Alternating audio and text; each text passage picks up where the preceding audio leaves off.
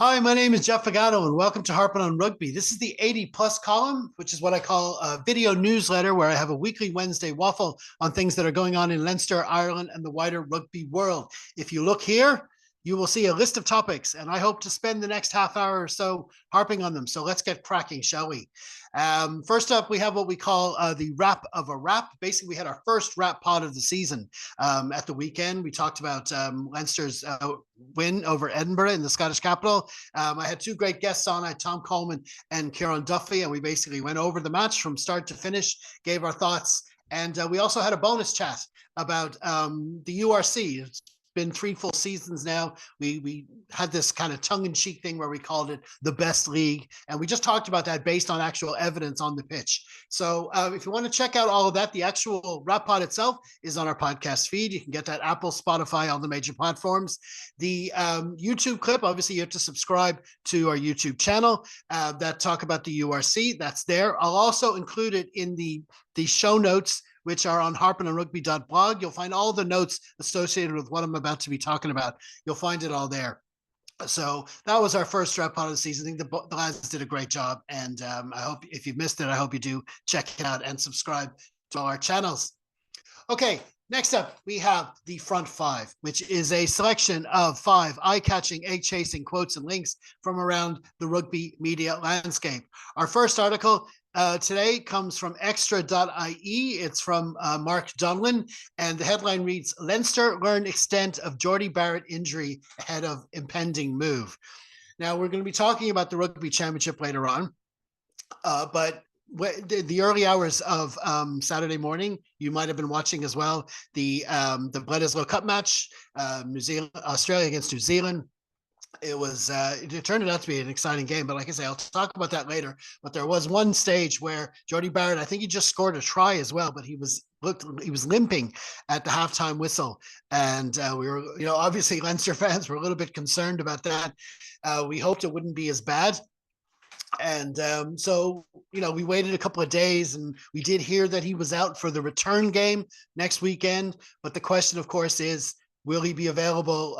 He's not coming to Leinster until December for our Champions Cup start. So would he be available there? And of course, as this article says, he looks set to have a full bill of health by the time his move to the Irish province comes around. And he even doesn't look like he's going to make the All Blacks for their November matches, including one against us at the Aviva Stadium. So in a way, that's all good news for Leinster. Not great news for him, of course. You always want these players to play in all the top players to play in all the top games and get their caps when they're available. So it is bad for him.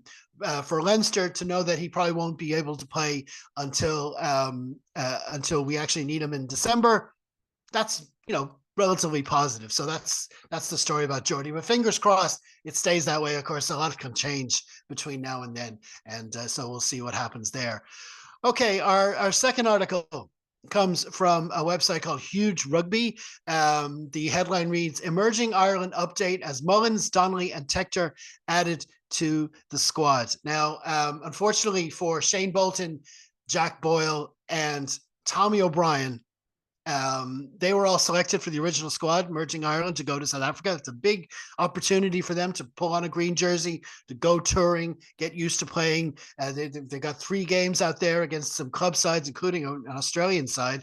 But it's a whole experience of the tour, the green jersey, like I say, everything on the tour. And of course, Tommy O'Brien is in particular. Obviously, this is unfortunate for all of them, but Tommy O'Brien in particular has had the worst luck with injuries. I mean, you feel for him now every time he comes back, and he's played really well. He played well in preseason. He literally just scored a try for Leinster against Edinburgh, and it was in the act of scoring that try that he did this injury. The Leinster update, which we'll also have a bit later in this show, they didn't actually commit to whether he'd be able for the tour, but this article the following day confirmed it. He's unavailable to go. We wish him a speedy recovery. We wish all of them, Jack Boyle and Shane Bolton as well, a speedy recovery. But it's an opportunity now for these others, Shane Mullins, who's played for the Sevens team, Donnelly, and of course Charlie Tector as well, who found a whole new lease of life in the 12 position. Very strong carrier, really impressed in that role. Wouldn't mind seeing him over the next couple of weeks, actually. We'll see what Leinster do in the 12th position there. But great opportunity for him as well. So we wish him all the best. But, particularly tough on Tommy. Okay, our third article is from, we're staying on this injury theme. And this is RTE.ie, and the headline reads, Ulster's Marty Moore retires from pro rugby on medical advice. Now, it's a real shame for Marty Moore. He has had a good career, but there has been a lot of injuries throughout it. He came up with Leinster. He really impressed. He was part of 2 Six Nations winning Irish teams. You can't forget that, 2014 and 2015. And he was really on a strong trajectory. But Leinster offered him an extra 2-year contract, and he took a very brave step of passing on that. Unfortunately, injury, he had to miss the 2015 World Cup, but he passed on the 2-year extension and went to Wasps. And, that was a big call for him at the time, but it was a brave call, and you got to respect him for doing it. He ended up coming back. He went to Ulster in the hope of getting more Irish caps, but the injuries kept coming and going. And there's similarities between his story and you look at Tommy O'Brien's. You can only imagine. I mean, obviously I haven't played professional rugby, but when it's your career, when it's your livelihood, when it's your passion, and you pick up an injury, when you go back to playing, obviously it's got to be in your mind that it's going to happen again. And you've got to play 100%. It's professional, top class rugby. You got to play to everything. You got to go for every tackle. You've got to do every hit. You got to go for every ball. But in the back of your mind, you're thinking, well, if something goes wrong, that could not only put me out for more matches, it could end my career. We look at this with Marty Moore and Tommy O'Brien as well, who's had loads of injuries, comebacks and setbacks. So when they talk about this, the official phrasing of this Marty Moore decision, the decision has been made on medical advice in order to prioritize his mental well-being. We can totally appreciate that. If you just think about it, I mean, it's like he could, the doctors would say to him, well, you could go back, you could play, but we'll be back. We could very well be back here. And that kind of, that would take a toll on you. And he looks like he's made the right decision. He's 33. He's going to look to his future, and we all wish him all the best for that future. Okay. Now, our fourth article here is from, this is a sort of an interesting one. It's sort of a sideline kind of an article. Hasn't been made that much traction, but someone in our WhatsApp Harpin group spotted it. This is from Ian Curran in the business section of the Irish Times. Leinster Rugby to fly from Belfast instead of Dublin Airport amid passenger cap row, says Ryanair. This is basically some rules, regulations, whatever you call it, bureaucracy. There's a limit of the amount of passengers that can go through a particular airport. And Ryanair being Ryanair, Michael O'Leary being Michael O'Leary, he's kind of taking this grand step to draw attention to the to this paperwork by saying, well, we're going to go from a different airport. I mean, it's just Ryanair being Ryanair, and it's to get their name in the press. And I know technically, I suppose you could say I'm the press as well, and I'm falling for it. I'm saying Ryanair several times in this piece. And, a lot of people think that's kind of genius. And, if it is, congratulations, I guess. I really don't know if this is necessary, but it basically means that when Leinster travel to their matches in the Champions Cup, I think there's a game in Cardiff as well. But they're going to Bristol, they're going to La Rochelle in the Champions Cup. Instead of going from Dublin Airport, they have to go through, well, they will. I don't know if they have to, but they are going to go through Belfast Airport as part of this kind of publicity protest, classic Michael O'Leary thing. So for me, it's like, it's not exactly the first time Ryanair have involved an airport that's light years away from where everyone wants to be. So I don't know. I don't know if that's something you want to be drawing attention to. But listen, that's they probably know more about it than me. But anyway, that's a little piece I found in the Irish Times. As you can see on the screen there, there's a QR code with all these articles. You just scan that, and you'll get a link to the actual articles, or they're in the show notes on the blog. Okay, our fifth and final article is from balls.ie. It's Owen Harrington, and you could call this clickbait. I would call it good clickbait. I mean, this is a headline that would definitely get me to click. And in this case, you do get what it says on the tin. The headline reads, South Africa fans bemused after Ireland returned to number one in the rugby rankings. Basically what happened was when South Africa, again, we'll talk about the rugby championship more later, but when South Africa lost to Argentina, the way the rankings work is that they lost some points, which meant Ireland overtook them in the number one spot. Obviously, the Springboks caught feelings over this, and they think it's ridiculous. They think that, just because they're world champions, they should probably be number one forever, but that's not the way it works. They've since lost a game to Ireland at home, which means you lose more points. And now they've lost again to Argentina, which might have been away from home, but Argentina are ranked much lower. So they'll lose points again for that. That's just the way it works. And there's lots of good tweets. And, I do like these articles where they share tweets that are a particular theme, especially when it's fans getting outraged over something. I mean, is that news? Well, it is. In 2024, it is. And when you're an Irish fan, when this rivalry between Ireland and South Africa going on, we'll enjoy this kind of thing. Springbok tears, I suppose you could call them. One of the best quotes we got from these tweets was, it seems Ireland's get their very best results when they don't play at all. They should try to do more of this. Fair play, decent enough comment, but we don't take the rankings that seriously anyway. It doesn't, do they mean anything? I don't know, but they do. There is a mathematical way of doing it. They come up with their rankings, and they are what they are. And when your team is number one, that's a good thing. I mean, it's not the worst thing in the world. So hardly complain. So anyway, listen. That completes this week's Front Five. Remember to get all the links and indeed all the supporting materials, like I say, from everything I'm harping on. It's on our blog at harpingonrugby.blog. Okay, moving on. Next on the list, we have the Leinster squad update. Every week after a Leinster game, Leinster release their update. It's a list of players who have injury issues. They usually come in different categories. The top one is available selection. The next one is further assessment required. And then the dreaded bottom one is no further updates. If you're in that category, it means it's a long-term injury. You won't be seeing you for a while. At the moment, this week, the good news from this week's update is that last week we had Dan Sheehan and RG Snyman in that dreaded bottom group. This week, we knew about Dan Sheehan. He's probably going to be out to the new year. Won't be back in time possibly for the Six Nations 2025. But Snyman has actually moved up. Now, Leinster released that update last week, and they also, but at the same time, they released training pictures. Now, it was a foot injury, but he was being lifted. There were shots of him being lifted in practice lineouts at training. That was a good sign, and he's moved up. His status now is listed as will step up his rehabilitation program this week as he nears return from a foot injury. So fingers crossed, it's looking like maybe when it gets to December, all going well, we'll have Snyman and Barrett despite their injuries. Unfortunately, there's been names added to the list. We've already talked about Tommy O'Brien. Michael Milne as well was withdrawn with an ankle injury. He's going to be further assessed, so there's possible he might come back.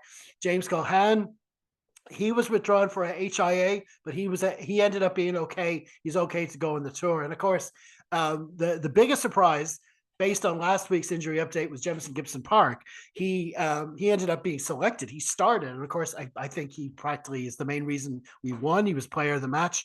So but when someone comes back from an injury, they always include him in this list to confirm that he got through his first game back. And that's what they're doing here with Gibson Park. So that list again is on the website.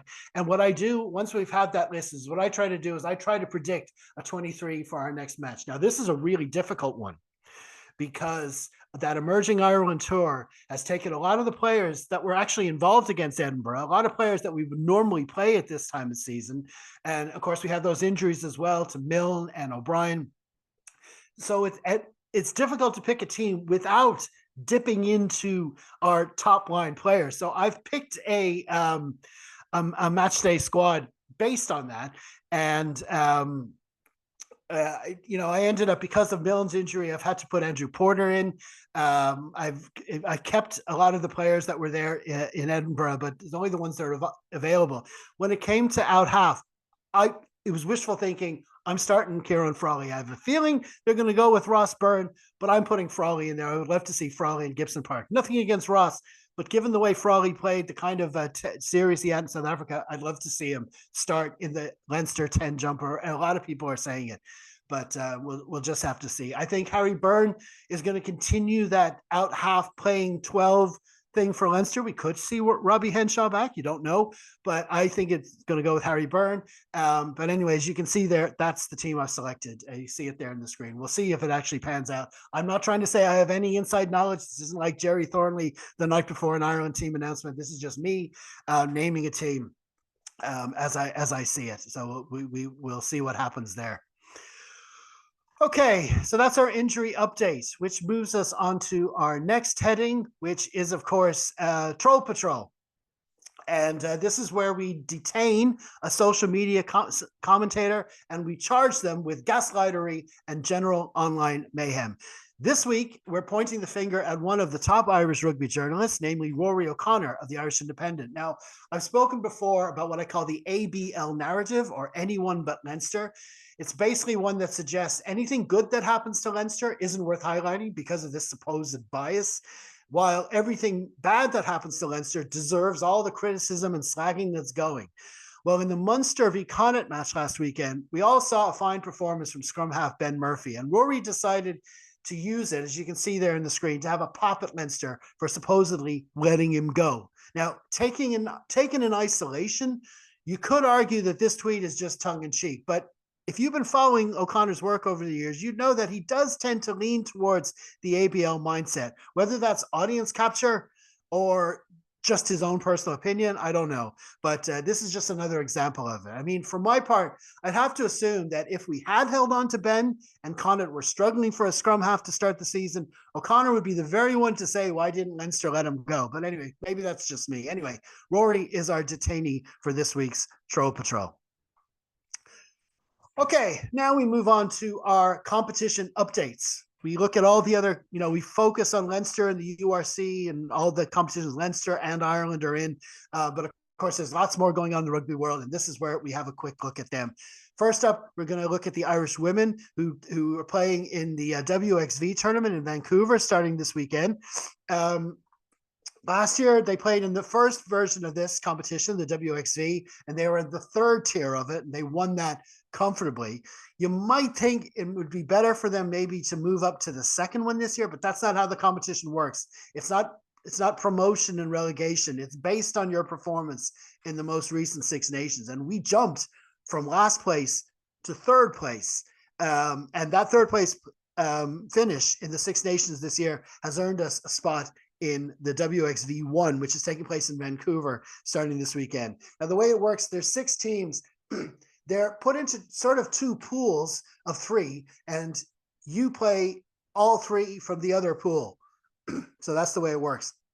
So Ireland are going to play New Zealand this weekend. Then they're going to play the hosts, Canada, I think, and then the USA, or maybe it's the other way around. But they're going to play those 3 anyway. And 3 matches. It's a straight league table then, and whoever wins. But it's the main thing is that this is a perfect opportunity after that big win over the Wallaroos a couple of weeks ago, Australia. That amazing performance and victory. They're going to bring that forward, and they're going to be really tested against some of the top sides in the world. And world champions New Zealand is definitely a good place to start if you really want to be challenged. So we've got that going on this weekend. Best of luck to the girls. They're bringing a really strong squad over that's up, must be high on confidence after that win in Belfast. And we're going to be following them here on the site. And do catch it if you can. Be broadcast on TV. I think I'm not sure. Check your listings to see where that's going to be. But anyway, listen, that's going to be an amazing competition. Okay, our next look is a quick look at the Irish Shield. They don't usually play interpros in the first weekend of the season, but this year we saw that very close contest between Munster and Connacht. So that starts off the Irish Shield for this season. Leinster, of course, have won it the past 3 seasons. We don't really celebrate it, but it is, I suppose it is something. And of course, now they just base it on the fixtures between the Irish provinces. So this means Munster got maximum points, but Connacht got 2 losing bonus points, which could be very handy for them down the line. So that's how that started. Now the next interpros are on Saturday, October the 12th, with Leinster playing Munster at Croke Park. That'll be a big one, but also Ulster v Connacht at the Kingspan. Both of those are going to be really tight matches, and we'll be keeping an eye out for that when that comes around. Okay, next competition is the All-Ireland League. The men's competition started last weekend. There were some big results there.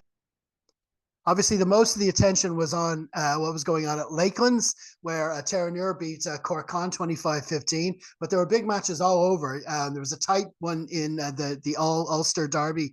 Ballynahinch beat Armagh 7-0. Garryowen beat Lansdowne at home by 2 points. St. Mary's are back in the top flight. They lost narrowly at home to Clontarf. And then you had Young Munster with a big win at Belfield Bowl. So that's how the first weekend went. Round 2 is obviously this weekend. There's more big matches there. Dublin Derby Lansdowne v UCD. Cork Con played Ballynahinch.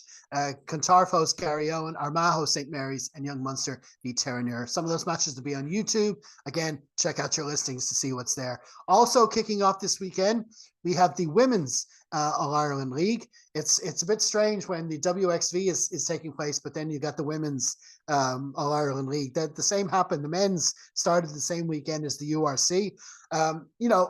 Maybe they had no choice but to start on these particular weekends. It just is unfortunate. The Women's League has expanded to 10 teams. That's good. That's kind of a nice even number, which means every team will be involved in every round. I can't find any confirmation on this, but I'm assuming they're going the same format as last season, home and away fixtures, and then the top 2 play off in the final at the end of the season. The way this league kind of works is the women's is that there's really 4 top teams that really contest for the title. The other 6 are kind of playing just to catch up, I suppose. I don't know how you describe it, but it's kind of a 2-tiered within the one league kind of thing. And for the first round, I don't know if this is deliberate, but they paired those top 4 teams against each other. Blackrock against UO Bows and Railway Union against Old Belvedere. 2 huge matches to start the season.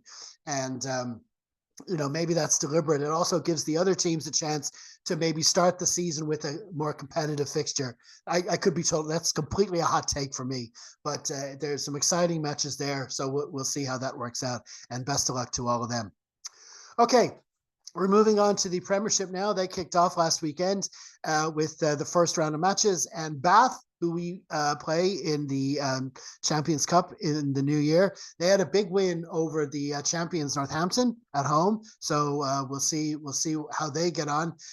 There are also away wins for Bristol, another team we'll be playing in the Champions Cup. Leicester won at Exeter, Saracens won at Gloucester, and Sale narrowly won at home against Harlequins. Round 2 takes place this weekend. A couple of interesting games there.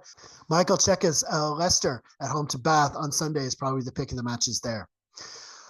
Okay, now we move on to Le Top 14, or as you see there, that's the symbol. I say the top cat horse in emojis. Haha, my little joke there. Round 3 took place last weekend. There were some interesting results, to say the least. Van, the promoted team, they got a win at home over Lyon. Leinster's opponents, they're kind of matching each other for home wins and away wins this season. Clermont and La Rochelle, they both had home wins over Bayonne and Pau, respectively. The champions Toulouse won 2011 over Montpellier, and we've been keeping an eye on the progress of Stuart Hogg. He didn't have the best of weeks. He was arrested again. His trial was put off until, I think, November or December. And then he had, of course, that run-in on the pitch with Thomas Ramos during this game. I'll put that tweet. There's a tweet with a little video clip of that. I'll put that on the show notes on the blog. That's just, I mean, you just wonder, because it's known what's going on with him. Rugby players sometimes, when they're in close quarters and they get in the ear of these other players, you might say something to needle them and get their back up. You wonder, are the Hogg's opponents this season going to be doing that a little bit, or was he just riled up and he was just being a bollocks? I don't know, but we'll see. We'll never know. But that's just my speculation there. But anyway, we've been following the Hogg story progress closely, and they lost this weekend, and it couldn't happen to a nicer guy, I suppose you could say. But so that's that. That was round 3. Round 4 is next weekend. I suppose the big match would be on Sunday evening, the repeat of the final between Toulouse and Bordeaux. Obviously, Bordeaux will hope this game is a little closer than that final was last July. But there's other matches. We've got La Rochelle against Racing. That's going to be very interesting. That'll be a good test for La Rochelle to see how they are. And Clermont go to Catalonia to play Perpignan. So that's an interesting round of matches there. That's the top 14. Okay, quick look at the Pro D2. We're following that this season. We said that the top two teams, the only unbeaten teams were Dax and Brive. Well, that's changed. Brive won against Aurillac, but Dax lost in Grenoble. So that league is tightening up a bit. Sort of a big game. Biarritz against Grenoble on Thursday. Brive go to Mont-de-Marsan, and there's a whole lot of other fixtures there. You can see all the, any competition. You've got the last round of matches, the latest standings, and then the next round of matches. That kind of summarizes. That's why I present them like that. That's how you summarize a competition if you just want to do it at a glance, and that's how they are there. So all that information is there in the Pro D2. Okay, rugby championship time. We've already talked about it quite a bit. We've talked a bit about Jordie Barrett. We've talked a bit about South Africa giving up the #1 spot in the rankings. But the actual rugby on the pitch this weekend, two fascinating matches. The Bledisloe Cup, no surprise that the All Blacks won, but, I actually almost switched it off. I got up early on Saturday morning and New Zealand jumped to, I think it was a 17-0 lead, and you just couldn't see Australia coming back. But fair play to them. They did. Was it because the All Blacks took their foot off the pedal, or did Australia play within themselves and start, playing in the right areas and come back? Maybe a bit of both. But they got it very close, and it still ended up with New Zealand winning. Joe Schmidt obviously still has a lot of work to do. You still have to wonder how that Lions tour is going to go if things don't improve for them, and they don't have a lot of time to turn things around. So that's a challenge for them. But they did get a lot closer, and you've got to commend them for coming back after falling behind so early. Then in the evening, down in Argentina, well, wow, what a game! The Springboks, probably should have won that. A lot of people will point to a Manny Libak penalty at the end, which was definitely kickable, but he missed. It was Andre Pollard who had started the game, and he was taking his place kicks. But you know what? Argentina played well, and it literally could have gone either way, and it just shows how well Felipe Kanapomi is doing with this side. They've beaten all the other three teams, and it's not often a team. Ireland have done it a couple of times, but it's not often teams beat Australia, South Africa, and New Zealand in the same calendar year, and so it's quite an achievement for him, and not a bad start for him as coach, and hopefully things will improve for him as well. Tough ask for them next week. These fixtures are reversed now. So they go back to South Africa. They have a 5-point lead. So basically, Argentina have to win. They've got to sort out the points difference, and they've got to score 3 tries more than South Africa. Really tall order, but you just never know. But I think it's pretty safe to say that South Africa will win. I thought they should have been well placed to win all 6 matches. I've been saying it for ages, and now they haven't done it. And but still, at the end of the day, I think they would take the trophy itself. So we'll see how that goes. Okay, that brings us on to the Rugby Europe Super Cup. I'll go quickly on this. So Black Lion look like they're going to win. They won in Spain last week. They won in Portugal this week. Both big wins. So they've got 2 home games to come, and it's whoever wins that little mini group of 3, they win the Super Cup. I think it's pretty straightforward from here, but we'll see. There's all the results and fixtures there. Okay, finally, the Currie Cup. We've been following this all throughout the season. It's been very interesting following that competition, getting to know a bit more about rugby in South Africa. I've watched generally 1 match per week. Of course, this week there was only 1 match. It was the final. It was interesting. I've spoken a lot about how the South African matches in round 1 of the URC were postponed because of the Currie Cup final. Actually, the Currie Cup final was between the Sharks and the Lions, but actually, if the URC round 1 was supposed to be the Sharks v. the Lions in round 1. So they postponed that, and they played this game, and it was a fascinating game. We've been saying a lot with the Currie Cup this season how the games are high scoring, and last week you had 2 semifinals. The Sharks won 40-40. It was a it was actually tied at full time, tied at extra time. They only got into the final because they scored more tries. And then the Lions also had a big high scoring win over the Cheetahs. But interestingly enough, this game was 0-0 at halftime, which is bizarre. It's hard to imagine, how you got the contrast. There were high scores all throughout the 10 weeks of the regular season and both semifinals. And then all of a sudden you get to the final and it's 0-0 at halftime. But it was really, although the game was in Johannesburg, the game was all Sharks. They just had a shocking case of white line fever, and it took them a long time to take the lead. The Lions didn't seem to be in it at all. And then finally, the Sharks got a try after 51 minutes by a winger whose name, ironically, is Hooker, Ethan Hooker. But the Lions came straight back, made it 7-7, but then the Sharks inched ahead. 10-7 penalty. Then there was a Lions yellow card. And from that, the Sharks kicked another penalty. It was 13-7. But then the Lions came straight back. A man down. Siba Koma scored a try. It was 14-13 after 74 minutes. And get this. They had that 1 point lead. The clock was in the red. The Lions had a line out with the clock was in the red. So what you do? You catch it and you get it into touch. They caught it. They brought it into the maul, but someone in the maul must have got their hands on it. And the maul went on for ages. And before you know it, a Sharks player popped out and with the ball, they played a couple of phases, got it to halfway. Rev calls a penalty at the halfway line, actually in the Sharks half, just marginally in the Sharks half. It left a 59-meter kick for Hendrickse, their fullback, and he slotted it. Now, it was straight. It was directly in front, but the pressure, and that won the cup. But to be fair, on the 80 minutes, the Sharks deserved it. It was a great, great final, befitting of the occasion.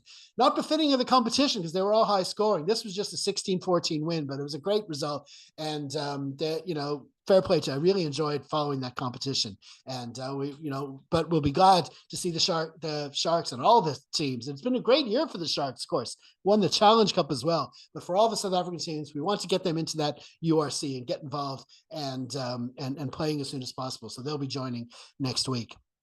Okay, that's the Currie Cup. Now, quickly, the Harpen Prediction League. So it was round one of the URC. We've got our Harpen Prediction League. There's 10 of us from our WhatsApp group, all doing our Super Brews, and we're having a little competition to see who wins. We had round one. We expanded. We only had 8 in this league last year. We've added 2, and one of those 2 was Rich Mifsud. He joined and had a brilliant first week. He won the round with 8 points. Now, this was interesting about week 1 of the URC. There was all the matches had scores in the last 10 minutes, which completely changed the nature of the result, the split of the match points. So that really messed with our Super Brews. From my point of view, it literally couldn't have gone worse. I had the Ospreys to beat the Dragons. The Dragons got a late try to win.